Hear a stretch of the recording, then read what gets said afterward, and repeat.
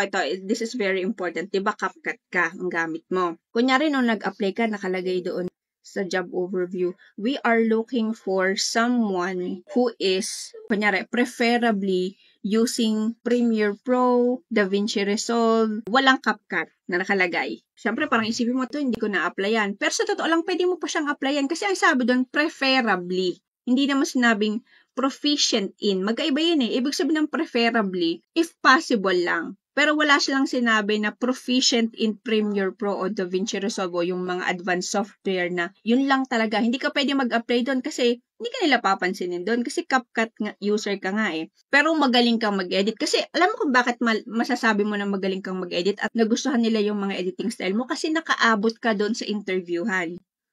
Binabasa nila yan, yung mga natin, yung mga cover letter, binabasa yan ng client.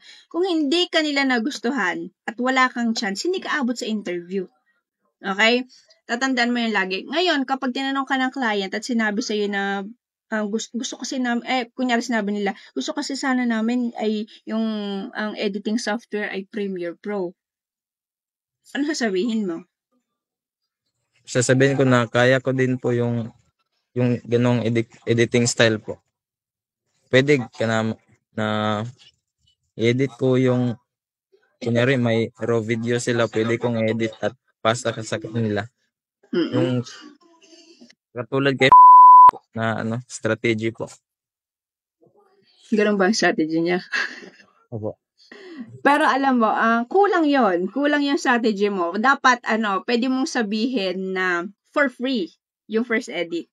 Lalo na kapag sa tingin mo, yung parang sa tingin mo na parang, alam mo naman sa mukha ng kausap mo kung siya nag-aalanganin na i-hire ka. Kasi nalaman niya na CapCut user ka. 'Di ba? Alam niya na, unang-una alam niya dapat na CapCut user ka. Pero siguro hindi lang niya, kumbaga para siguro hindi niya na masyadong naintindi dahil ang ganda ng pagkaka-edit mo sa video. At saka, yun nga, hindi naman niya pinagdiinan na Premiere Pro user lang. So, pagtingin niya sa iyong nung sinabi mo, nung dinisclose mo na ikaw ay CapCut user, parang biglang na siya, ay CapCut palang gamit nito, ganon. Parang ang pinaka-priority nila ay i-hire ay yung Premiere Pro user, ganon. Pwede mo sabihin na, I believe I am able to edit same, like, high-quality videos with CapCut. Even though I'm not using Premiere Pro, ganyan. If you want, you can send me your raw videos, and we can do a test edit for free. Ganun yon. So, ang dating sa kanila, parang okay siya. Kasi, willing siya na ipakita yung kanyang skill for free. 'Di ba? Kasi yung iba dyan, ayaw ng ganun, kailangan babayadan.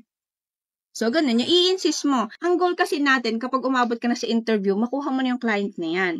Kapag sinabi ng client, sige mamaya, sasandan kita, okay yon. Okay din naman, pero mas maganda na habang nasa call kayo, make sure na makukuha mo na yon. Kasi meron dyan kahit magdadalawang isip, ay, ako pala maghahanap muna ako ng ibang video editor. So, ganun yun eh. Ako hanggat maaari, kahit, alam mo yun, yung pipilitin ko talaga ang client na, sige, alika, send mo na sa akin yung raw files mo at i-edit ko na, makita mo kung paano ko pagagandahin yan. Kahit Filmora lang ang gamit ko. Kaya nagtagal ako ng Filmora lang ang gamit ko. Dahil hindi ko talaga gagamitin ng Premiere Pro kasi ang hirap.